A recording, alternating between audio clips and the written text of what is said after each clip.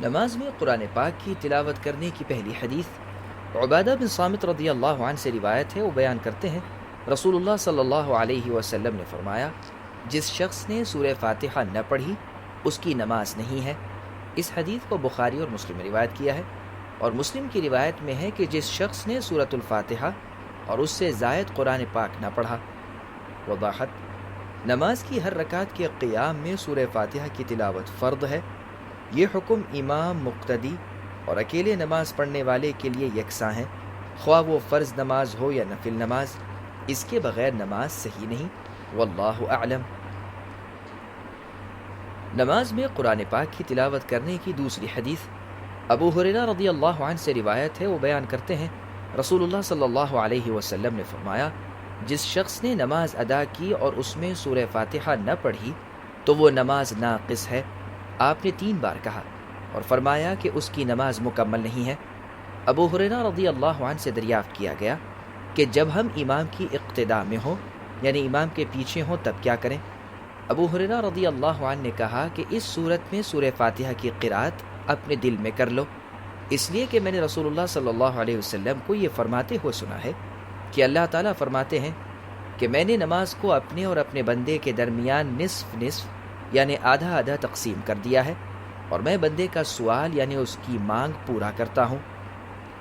جب بندہ الحمدللہ رب العالمین کہتا ہے تو اللہ تعالیٰ فرماتے ہیں کہ میرے بندے نے میری تعریف کی ہے، اور جب بندہ الرحمن الرحیم کہتا ہے تو اللہ تعالیٰ فرماتے ہیں کہ میرے بندے نے میری ثنا کہی۔ جب بندہ مالک یوم الدین کہتا ہے تو اللہ تعالیٰ فرماتے ہیں کہ میرے بندے نے میری تعظیم کی۔ جب بندہ کہتا ہے ایاک نعبد و ایاک نستعین تو اللہ تعالیٰ فرماتے ہیں یہ میرے اور میرے بندے کے درمیان ہے، اور میرے بندے کے لیے ہے جو اس نے سوال کیا۔ اور جب بندہ کہتا ہے اہدنا الصراط المستقیم صراط الذین انعمت علیہم غیر المغضوب علیہم ولا الضالین تو اللہ تعالیٰ فرماتے ہیں کہ یہ میرے بندے کے لیے خاص ہے، اور میرے بندے کے لیے ہے جو اس نے سوال کیا۔ اس حدیث کو مسلم میں روایت کیا ہے۔ نماز میں قرآن پاک کی تلاوت کی تیسری حدیث انس رضی اللہ عنہ سے روایت ہے۔ وہ بیان کرتے ہیں کہ نبی صلی اللہ علیہ وسلم، ابو بکر اور عمر رضی اللہ عنہما الحمدللہ رب العالمین کے ساتھ نماز کا آغاز کرتے تھے۔ اس حدیث کو مسلم میں روایت کیا ہے۔ نماز میں قرآن پاک کی تلاوت کے بارے میں چوتھی حدیث ابو ہریرہ رضی اللہ عنہ سے روایت ہے۔ وہ بیان کرتے ہیں رسول اللہ صلی اللہ علیہ وسلم نے فرمایا، جب امام آمین کہے تو تم بھی آمین کہو، بلا شبہ جس کی آمین فرشتوں کی آمین کے ساتھ موافق ہوگی تو اس کے پہلے گناہ معاف ہو جاتے ہیں۔ اس حدیث کو بخاری اور مسلم میں روایت کیا ہے، اور ایک روایت میں ہے آپ نے فرمایا، جب امام غیر المغضوب علیہم ولا الضالین کہے تو تم بھی آمین کہو، بے شک جس شخص کا قول فرشتوں کے قول کے موافق ہو گیا تو اس کے پہلے گناہ معاف ہو جاتے ہیں۔ یہ بخاری کے الفاظ ہیں، اور مسلم میں اس کی مثل ہے، اور بخاری کی دوسری روایت میں ہے آپ نے فرمایا، جب امام آمین کہے تو تم بھی آمین کہو، اس لیے کہ فرشتے بھی آمین کہتے ہیں۔ پس جس شخص کی آمین فرشتوں کی آمین کے ساتھ موافق ہو گئی تو اس کے پہلے گناہ معاف ہو جاتے ہیں۔ وضاحت: آمین بلند آواز سے کہنا چاہیے، اس لیے کہ مقتدی جب امام کی آمین کی آواز سنیں گے تو آمین کہیں گے، پھر ہی موافقت ہوگی، اور اگر امام بلند آواز سے آمین نہ کہے تو مقتدی کی آمین کی امام کی آمین کے ساتھ کیسے موافقت ممکن ہے؟ بلکہ عین ممکن ہے کہ مقتدی امام سے پہلے یا امام کے بعد آمین کہے۔ یہ موافقت ممکن ہے، ضروری نہیں، لیکن امام بلند آواز سے آمین کہے تو اس صورت میں موافقت میں کوئی مانع یا اشتباہ حائل نہیں ہے۔ اور دوسری حدیث کے یہ الفاظ کہ جب امام ولا الضالین کہے تو تم آمین کہو سے بھی معلوم ہوتا ہے کہ امام کا ولا الضالین کہنے کا علم تب ہی ہوگا جب وہ بلند آواز سے کہے گا، تو اس کے بلند آواز سے آمین کہنے پر تم آمین کہو۔ واللہ اعلم۔ نماز میں قرآن پاک کی تلاوت کرنے کے بارے میں پانچویں حدیث ابو موسیٰ الاشعری رضی اللہ عنہ سے روایت ہے۔ وہ بیان کرتے ہیں رسول اللہ صلی اللہ علیہ وسلم نے فرمایا، جب تم نماز ادا کرنے کا ارادہ کرو تو اپنی صفوں کو برابر کرو، پھر تم میں سے ایک شخص امامت کرائے، جب امام اللہ اکبر کہے تو تم بھی اللہ اکبر کہو، اور جب وہ غیر المغضوب علیہم ولا الضالین کہے تو تم آمین کہو، تمہاری دعا قبول ہوگی۔ اور جب وہ اللہ اکبر کہہ کر رکوع میں جائے تو تم بھی اللہ اکبر کہہ کر رکوع میں جاؤ۔ بلا شبہ امام تم سے پہلے رکوع میں جاتا ہے اور تم سے پہلے رکوع سے سر اٹھاتا ہے۔ رسول اللہ صلی اللہ علیہ وسلم نے فرمایا، امام کا پہلے جانا اس کے پہلے آنے کے بدلے میں ہے۔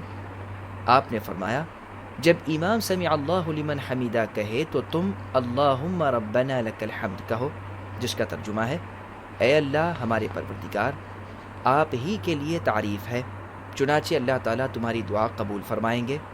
اس حدیث کو مسلم میں روایت کیا ہے۔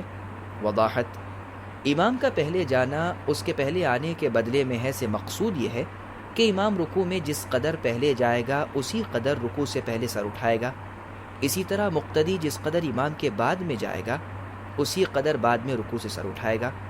حدیث کے ان الفاظ کہ جب امام سمع اللہ لمن حمیدہ کہے تو تم ربنا لک الحمد کہو سے یہ نہ سمجھا جائے کہ امام ربنا لک الحمد کے الفاظ ادا نہیں کرے گا اور مقتدی صرف سمع اللہ لمن حمیدہ کہے گا، بلکہ امام اور مقتدی دونوں کے لیے یہ کلمات ادا کرنا ضروری ہے۔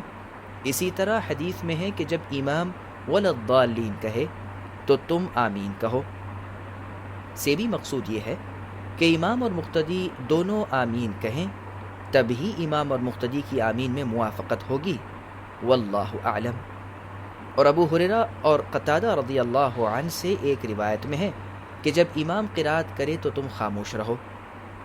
وضاحت: مصنف کی عبارت سے معلوم ہوتا ہے کہ صحیح مسلم میں یہ زیادتی ابو ہریرہ رضی اللہ عنہ سے مروی ہے، حالانکہ امام مسلم نے ابو ہریرہ رضی اللہ عنہ کی اس حدیث کو بالکل ذکر نہیں کیا، البتہ یہ زیادتی قتادہ رضی اللہ عنہ کے شاگرد سلیمان التیمی رحمہ اللہ سے مذکور ہے، جبکہ قتادہ رضی اللہ عنہ کے دوسرے شاگرد اس زیادتی کا ذکر نہیں کرتے جو سلیمان التیمی رحمہ اللہ سے زیادہ حافظے والے ہیں۔